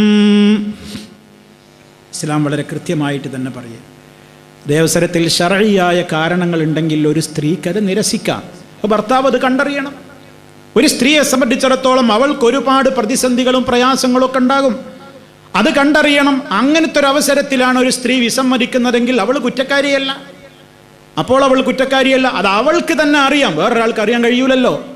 അത് അവൾക്കാണ് അറിയുക തൻ്റെ വിസമ്മതം വെറും ദുർവാശിയാണോ അതോ എന്തെങ്കിലും കാരണത്താലാണോ. ശർഈയായ ഉദറുകളായിട്ട് പണ്ഡിതന്മാർ പറഞ്ഞു, ഒന്ന് ഹൈള് മെൻസസുള്ള പീരീഡിൽ അങ്ങനെ ആവശ്യപ്പെടാൻ പാടില്ല, അംഗീകരിച്ചു കൊടുക്കാനും പാടില്ല, നിഷിദ്ധമാണ്, ഇസ്ലാം പാടില്ലെന്ന് പറഞ്ഞതാണ്. അതുപോലെ തന്നെ ഒരു പെണ്ണ് നിർബന്ധ നോമ്പെടുത്തുകൊണ്ടിരിക്കുകയാണ്. നിർബന്ധ നോമ്പിൻ്റെ ഒരു സമയത്ത് ഒരു പെണ്ണിനെ അതിന് ക്ഷണിക്കാൻ പാടുണ്ടോ, അനുസരിക്കാൻ പാടുണ്ടോ? ആര് പറഞ്ഞാലും അനുസരിക്കേണ്ടതില്ലല്ലോ. അപ്പം നിർബന്ധമായ നോമ്പെടുക്കുകയാണ്. അതേപോലെ തന്നെ അവർക്ക് ഹൈദുള്ള സമയമാണ്. അതുപോലെയുള്ള മറ്റേതെങ്കിലും കാരണങ്ങളാൽ, അല്ലെങ്കിൽ അവർ രോഗിയാണ്, അങ്ങനെയൊക്കെയുള്ള ഘട്ടങ്ങളിൽ അത് അവൾക്കും മനസ്സിലാക്കാൻ സാധിക്കും തൻ്റെ ഈ വിസമ്മതം എന്തിൻ്റെ പേരിലാണ്. കാരണങ്ങളുണ്ടോ? കാരണം റഹ്മാനായ റബ്ബിൻ്റെ കോടതിയിലാണ് ഇതിനൊക്കെ വിചാരണ നടക്കുക. റഹ്മാനായ റബ്ബിൻ്റെ അടുക്കൽ ബോധിപ്പിക്കാവുന്ന കാരണമുണ്ടെങ്കിൽ അവൾ ഒട്ടും ഭയപ്പെടേണ്ടതില്ല. അതേ അവസരത്തിൽ കേവലം അഭിനയവും കേവലം ചില നുണപറയലുകളും ഒക്കെ ആണെങ്കിലോ അതിന് അവൾ കോപത്തിൻ്റെ നിമിത്തമാകും. മലക്കുകളുടെ ശാപത്തിന് അവൾ വിധേയാകും, ഹേതുവായി തീരും എന്ന് നബി സല്ലല്ലാഹു അലൈഹി വസല്ലം പറയാണ്. വാഹനപ്പുറത്തിരിക്കെ പോലും ആവശ്യപ്പെട്ടാൽ അതിന് വിസമ്മതം പറയരുത് എന്ന് റിപ്പോർട്ടുകളിൽ കാണാം. വൈൻ കാനത അല തന്നൂർ അടുപ്പിനരികിൽ പാകം ചെയ്തുകൊണ്ടിരിക്കുന്ന വേളയിലാണെങ്കിൽ പോലും അങ്ങനെ ഒരു ഘട്ടം വന്നാൽ തൻ്റെ ഭർത്താവിന് വഴങ്ങിക്കൊടുക്കണം എന്ന് പോലും ഹദീസുകളിൽ നമുക്ക് കാണാൻ സാധിക്കും. ഇവിടെയൊക്കെ എന്താണ് സുഹൃത്തുക്കളെ, ഒരു പുരുഷനെ സംബന്ധിച്ചിടത്തോളം അവൻ്റെ മനസ്സിലെ വികാരങ്ങൾ ശമിപ്പിക്കേണ്ടത് അവൻ്റെ ഭാര്യ തന്നെയല്ലേ? മാത്രമല്ല നബി സല്ലല്ലാഹു അലൈഹി വസല്ലം പറഞ്ഞില്ലേ, ഇദാ അഹദുക്കും അഅജബതുഹുൽ മർആ, നിങ്ങളിൽ ഒരാൾ പുറത്തേക്കിറങ്ങിയപ്പോൾ ഒരു സ്ത്രീയെ പെട്ടെന്ന് കണ്ടുപോയി, അതയാളുടെ മനസ്സിൽ വല്ലാത്ത ചലനങ്ങൾ ഉണ്ടാക്കിയെങ്കിൽ ഫവഖഅത് ഫീ ഖൽബിഹി, അതവൻ്റെ ഹൃദയത്തിൽ ചില സ്വാധീനങ്ങൾ ഉണ്ടാക്കിയെടുത്തെങ്കിൽ ഫൽയഅ്മദ് ഇലാ ഇംറഅതിഹി, തൻ്റെ ഭാര്യയിലേക്ക് അവൻ മടങ്ങട്ടെ എന്നാണ് നബി സല്ലല്ലാഹു അലൈഹി വസല്ലം പറയുന്നത്. തൻ്റെ ഭാര്യയുടെ അടുത്തേക്ക് അവൻ പോകട്ടെ, ഫൽയുവാഖിഹ, എന്നിട്ട് അവളുമായി സംഗമിക്കട്ടെ, അവളോടൊത്ത് ശയിക്കട്ടെ. ഫഇന്ന ദാലിക യറുദ്ദു മാ ഫീ നഫ്സിഹി, അതവൻ്റെ മനസ്സിലെ ചിന്തകൾക്ക് അടക്കം കൊടുക്കും. അതവൻ്റെ മനസ്സിൽ തോന്നിയ കാര്യങ്ങൾക്ക് പരിഹാരമാണ്, അത് തടഞ്ഞു നിർത്തും എന്ന് മഹാനായ റസൂലുള്ളാഹി സ്വല്ലല്ലാഹു അലൈഹി വസല്ലം പഠിപ്പിച്ചു തരാം. അതെന്തുകൊണ്ടാ? ഒരു പുരുഷന്റെ മനസ്സിൽ അകാരണമായ നിലക്കുള്ള ചിന്തകൾ ഉണ്ടാക്കിയെടുക്കാൻ പലപ്പോഴും ഭാര്യമാര് കാരണമാവാതിരിക്കാനാണ് ഈ പറയുന്നത്. അങ്ങനെ വിസമ്മതിക്കുമ്പോൾ മറ്റുള്ള ചിന്തകളിലേക്ക് പുരുഷന്റെ മനസ്സ് പോകാതിരിക്കാൻ. പക്ഷെ അവിടെ പുരുഷനും തൻ്റെ ഭാര്യയുടെ പ്രയാസങ്ങൾ അറിയണം, കണ്ടറിയണം. വൺ വേ അല്ല നിയമങ്ങളൊന്നും. ഞാൻ ആ തുടക്കത്തിലേ പറഞ്ഞു, കടമകളെക്കുറിച്ച് മാത്രം വാചാലരാവരുത് ആരും. തനിക്ക് കിട്ടേണ്ട അവകാശങ്ങളെക്കുറിച്ച് മാത്രവും വാചാലരാവരുത്. താൻ മറ്റുള്ളവരോട് കാണിക്കേണ്ട കടമകളെക്കുറിച്ചും ബോധവാന്മാരാകണം. അത് ഭർത്താവട്ടെ, ഭാര്യയാവട്ടെ, ആരാവട്ടെ. അങ്ങനെയുള്ളിടത്ത് പ്രശ്നങ്ങളൊന്നും സംഭവിക്കില്ല. അതേ അവസരത്തിൽ വൺ വേ മാത്രം ചിന്തിക്കുമ്പോഴാണ് എനിക്ക് കിട്ടേണ്ടത് കിട്ടിയില്ല, വേറുള്ളൊന്നും എനിക്കറിയേണ്ട, അപ്പുറത്താളുടെ പ്രശ്നം എന്താണെന്നും എനിക്ക് ചിന്തിക്കേണ്ടതില്ല എന്ന് ചിന്തിക്കുന്ന ഒരവസ്ഥ വരാൻ പാടില്ല. മാത്രമല്ല, നിങ്ങൾ നോക്കൂ, ഇസ്ലാമിൽ ഒരു ദിനം നോമ്പെടുത്താൽ 10-70 കാതം നരകാഗ്നിയെ തൊട്ടവൻ്റെ മുഖത്തെ അകറ്റപ്പെടാതിരിക്കില്ല എന്ന് പറഞ്ഞ കാര്യമാണ് നോമ്പിൻ്റെ മഹത്വം എത്രത്തോളം. നബി സല്ലല്ലാഹു അലൈഹി വസല്ലം പറഞ്ഞില്ല, മൻ സാമ യൗമൻ ഫീ സബീലില്ലാഹ്, അള്ളാന്റെ മാർഗത്തിൽ ഒരു ദിനം നോമ്പെടുക്കുന്നത് ബഅദല്ലാഹു വജ്ഹഹു അനിൻ നാരി 70 ഖരീഫ, 70 കാതങ്ങൾക്കപ്പുറത്തേക്ക് നരകത്തെ അവൻ്റെ മുഖത്തെയും തൊട്ട് ദൂരത്താക്കപ്പെടും എന്ന് പറഞ്ഞ പുണ്യകർമ്മമാണ്. ആ നോമ്പിനെ കുറിച്ച് പോലും ഈ വിഷയമായതുകൊണ്ടാണ് നബി സല്ലല്ലാഹു അലൈഹി വസല്ലം പഠിപ്പിക്കുകയാണ്, ലാ യഹില്ലു ലിൽ മർഅതി അൻ തസൂമ വസൗജുഹാ ഷാഹിദുൻ ഇല്ലാ ബിഇദ്നിഹി. ഇമാം ബുഖാരി റിപ്പോർട്ട് ചെയ്ത ഹദീസാണ്. ഒരു സ്ത്രീക്കും അനുവദിക്കപ്പെട്ടതല്ല, പാടില്ല തന്നെ, ഹലാലാവുകയില്ല, അനുവദനീയമാവുകയില്ല അന്തസൂമ, അവൾ നോമ്പെടുക്കൽ. അവിടെ നോമ്പെടുക്കൽ എന്ന് പറയുമ്പോൾ റമദാനിലെ നോമ്പല്ല. അത് ഭർത്താവിൻ്റെ അനുവാദമുണ്ടായാലും ഭർത്താവ് സാന്നിധ്യത്തിൽ ഉണ്ടെങ്കിലും ഇല്ലെങ്കിലും ഒക്കെ റമദാനിൽ ഒരു സ്ത്രീക്ക് മറ്റു ഉദറുകളൊന്നുമില്ലെങ്കിൽ നോമ്പെടുക്കൽ പുരുഷനെ പോലെ തന്നെ നിർബന്ധമാണ്. പക്ഷേ ഇവിടെ പറയുന്നത് സുന്നത്ത് നോമ്പിൻ്റെ കാര്യമാണ്. ഒരു പെണ്ണിനും അനുവദനീയമല്ല തസൂമാവൾ സുന്നത്ത് നോമ്പെടുക്കൽ. വസൗജുഹാ ഷാഹിദുൻ, ഭർത്താവ് സ്ഥലത്തുണ്ടായിരിക്കെ ഒരു സ്ത്രീ സുന്നത്ത് നോമ്പ് പോലും എടുക്കാൻ പാടില്ല. ഇല്ലാ ബിഇദ്നിഹി, അയാളുടെ പെർമിഷൻ ഉണ്ടെങ്കിലല്ലാതെ. ഭർത്താവിനോട് ചോദിക്കണം, നാളെ തിങ്കളാഴ്ചയാണ് ഞാൻ നോമ്പെടുത്തോളെ. അല്ലെ ഭർത്താവ് പറയണം, ചോദിക്കേണ്ടതില്ല. ഭർത്താവ് ഒരു കുഴപ്പമില്ല, ഒരു പ്രശ്നമില്ലാത്ത ആളാണ്. ഭർത്താവ് എടുക്കുന്നുണ്ട്, ഭാര്യ എടുക്കുന്നുണ്ട്, അങ്ങനത്തെ അടുത്ത് ചോദിക്കേണ്ടയില്ല. പ്രശ്നങ്ങളുള്ള അടുത്ത് ചോദിക്കേണ്ടി വരും, നാളെ തിങ്കളാഴ്ചയാണ് ഞാൻ നോമ്പെടുത്തോട്ടെ, അനുവാദം ചോദിക്കണം. അതൊക്കെ എന്തിനാ സുഹൃത്തുക്കൾ? അതിലൊക്കെ ഈ പറയുന്ന ചില തത്വങ്ങളുണ്ട്, പല കാരണങ്ങൾ അതിലടങ്ങിയിട്ടുണ്ട്. സല്ലല്ലാഹു അലൈഹി വസല്ലം നമുക്ക് പഠിപ്പിച്ചു തരാണ്. അപ്പോൾ ഇസ്ലാമിൻ്റെ ഏത് കാര്യങ്ങളെടുത്ത് പരിശോധിച്ച് നോക്കിയാലും ഇതിലൊക്കെ സഹോദരങ്ങളെ നമുക്ക് ഏറ്റവും ഉദാത്തമായ ഉന്നതമായ പല തത്വങ്ങളും നമുക്ക് കാണാൻ സാധിക്കും. അതുകൊണ്ട് ഇവ കാര്യങ്ങൾ ഇനിയും ഇൻഷാ അല്ലാഹ് മറ്റു അതിൻ്റെ തുടർച്ചയായ വേറെയും ധാരാളം കാര്യങ്ങൾ നമുക്ക് വിശദീകരിക്കാനുണ്ട്. അള്ളാഹു തൗഫീക്ക് നൽകുമാറാകട്ടെ. എല്ലാ അർത്ഥത്തിലും ഇസ്ലാമികമായ നിയമങ്ങളോട് കൂറുപാലിച്ചുകൊണ്ട് ജീവിക്കുന്ന നല്ലവരായ ആളുകളിൽ അള്ളാഹു നമ്മെ ഉൾപ്പെടുത്തുമാറാകട്ടെ. മാരകമായ രോഗങ്ങളിൽ നിന്ന് അള്ളാഹു നമ്മെ കാത്ത് രക്ഷിക്കുമാറാകട്ടെ. നമ്മിൽ രോഗികൾക്ക് അള്ളാഹു ശിഫ നൽകി അനുഗ്രഹിക്കുമാറാകട്ടെ. നമ്മിൽ നിന്ന് മരണപ്പെട്ടു പോയ വിശ്വാസികൾക്ക് അള്ളാഹു പുറത്തു കൊടുക്കുമാറാകട്ടെ. നമ്മയും അവരെയും അള്ളാഹു അവൻ്റെ സ്വർഗ്ഗലോകത്ത് ഒരുമിച്ച് ചേർക്കുമാറാകട്ടെ. സമാധാനപൂർണമായ ഒരു ജീവിതം രണ്ട് ലോകത്തും അള്ളാഹു പ്രദാനം ചെയ്യുമാറാകട്ടെ. റബ്ബന ആതിന ഫിദ്ദുനിയ ഹസന വഫിൽ ആഖിറതി ഹസനതൻ വഖിന അദാബന്നാർ. اللهم اغفر للمؤمنين والمؤمنات والمسلمين والمسلمات الأحياء منهم والأموات إنك مجيب الدعوات وقاضي الحاجات. اللهم اجعل هذا البلد آمنا مطمئنا وسائر بلاد العالمين. ربنا اغفر لنا ولإخواننا الذين سبقونا بالإيمان ولا تجعل في قلوبنا غلا للذين آمنوا ربنا إنك رؤوف رحيم. اللهم توفنا مسلمين وألحقنا بالصالحين. اللهم صل على محمد وعلى آل محمد والحمد لله رب العالمين. والسلام عليكم ورحمة الله وبركاته.